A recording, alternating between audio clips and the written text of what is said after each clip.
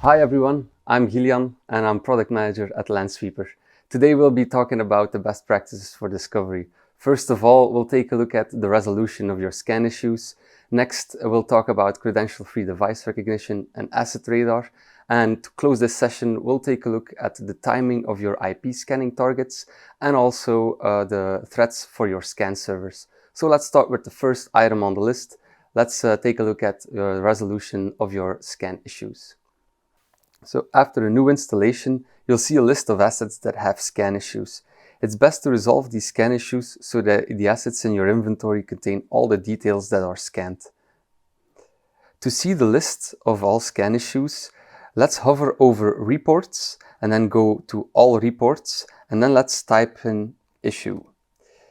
Next up, you can go to Scan Issues, All Scan Warnings and Errors. So over here you can see all scan warnings and errors. So let's take a look at one specific machine over here. As you can see, when we check the asset, there isn't a lot of details present due to the missing valid credential. So one way of resolving this is actually adding a scanning credential. So once we go to scanning credentials, I've already set up the specific definition of the credential over here. The only thing we still need to do is actually map it to the IP range where the actual asset is located. So we can just do it as such. And then let's go back to the actual asset. To get all of the details, we'll have to rescan the asset now. So fast forwarding a bit, we can now see all retrievable details. As you can see, no antivirus is installed on this asset, so a possible action would be to connect to the asset and make sure we add antivirus software. If scanning issues aren't resolved after adding credentials, then you can take a look at the built-in test tools we have. So we have Device Tester on one hand, which is used for testing any network device, and we have Test Connection on the other hand, which is mainly used to test out your Windows machines. So let's have a look how these work. So once we are on our scan server, we just have to go to this specific folder so that we can take a look at our first tool that we'll be trying out, which is the Device Tester. So we open it up, and over here we only need to enter the actual IP address, and then afterwards we'll click on Scan Device. So one thing to notice here is that we have to take a look at the ports that are open to make sure that we can actually scan it. So once we have the scanned TCP ports over here, we need to verify whether or not port 135, 139 and 445 are open, which is actually the case. So this provides us a confirmation that the device tester confirms that Lansweeper will be able to scan this device according to the open ports. Another tool to check is the test connection. And in this case, we'll also be entering the actual IP address. But this time around, we also need to enter the credential. Once you have entered these credentials and also the IP address, you can click on Test Connection. So this tool also confirms that the required ports are open, just as the other tool. But besides that, it also shows us whether or not, with using the credential we entered, we're actually able to scan WMI on this machine. And as you can see over here in the green confirmation message, we're actually able to connect to it. So this shows that the entire machine should be able to be scanned by Lansweeper. So if scanning issues still aren't resolved after these steps, you can also run lansweeper.vbs. So you have to run it as local administrator on your target machine. And what it does is it enables DCOM, WMI, UAC, and also the firewall. After running the script, you also need to reboot it optionally, and you have to rescan the asset afterwards. Now let's take a look at another scanning issue on a Linux machine. So here's a secondary scan issue, this time around for Linux. As you can see, no credentials have been entered, so that's one of the reasons. But let's also take a look at the device tester. So we open up the device tester, and after filling in the IP address, the login and password, we'll also click on Scan Device. So after the scan is done, we want to ensure that port 22 is open. Otherwise, we can't scan the actual Linux device. And besides that, we also want to verify whether or not the credential that we provided also worked. So for this one, you can check scanning SSH. As soon as there's specific details mentioned over here, we can confirm that Lansweeper is able to scan this Linux machine. Let's continue with more best practices. We'll discuss credential-free device recognition, or CDR in short, and asset radar. So CDR recognizes your key asset properties, but this time around without credentials.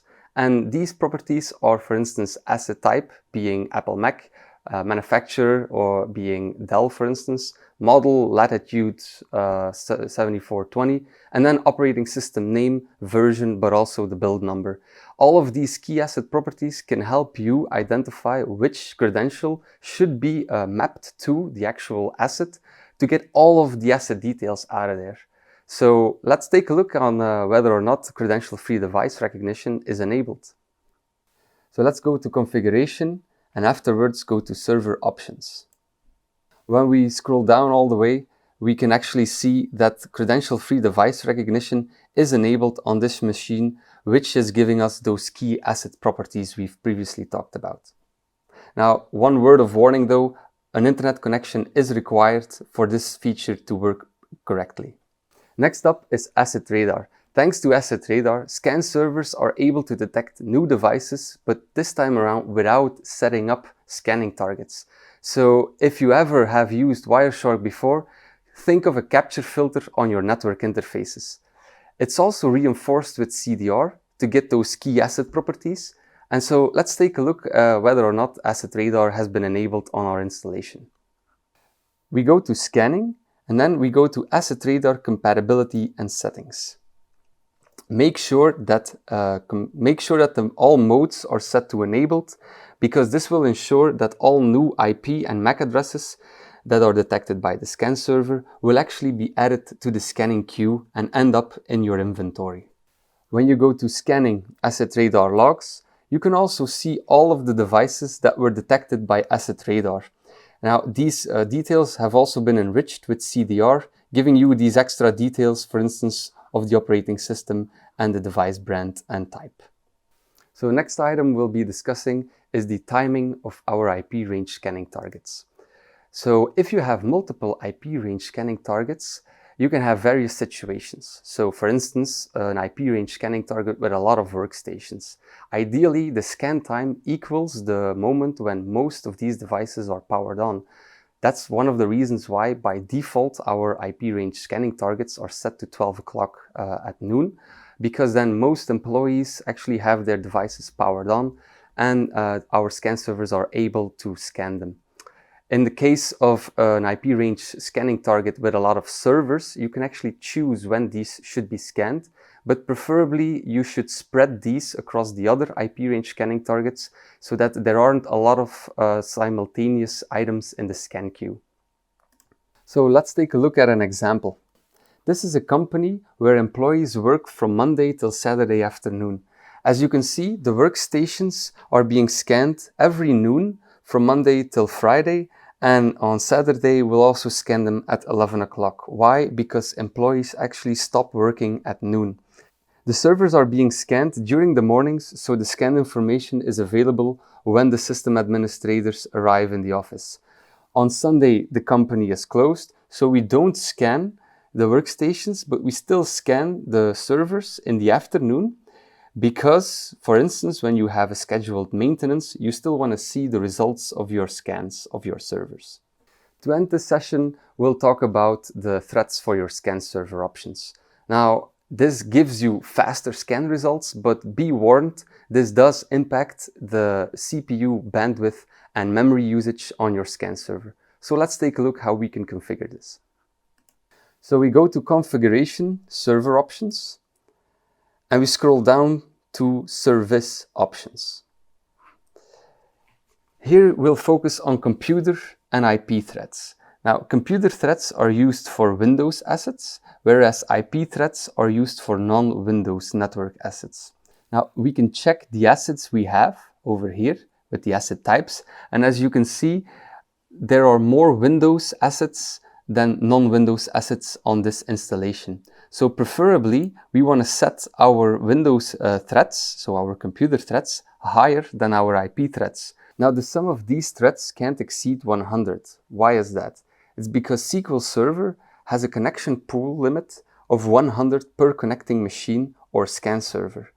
So in this installation specifically, we've got 2 scan servers because we are running on an advanced Lansweeper installation with SQL Server and multiple scan servers. So if we scroll down to our server options, we can actually set the combination of computer and IP threads per scan server on a maximum of 100. So on our first scan server, we can increase the computer threads to 50 and we can increase the IP threads to 40. As you can see, the input is accepted and saved directly. So we go to the secondary scan server, and over here we can do the exact same thing. So we also increase the number of threads both for computer and IP.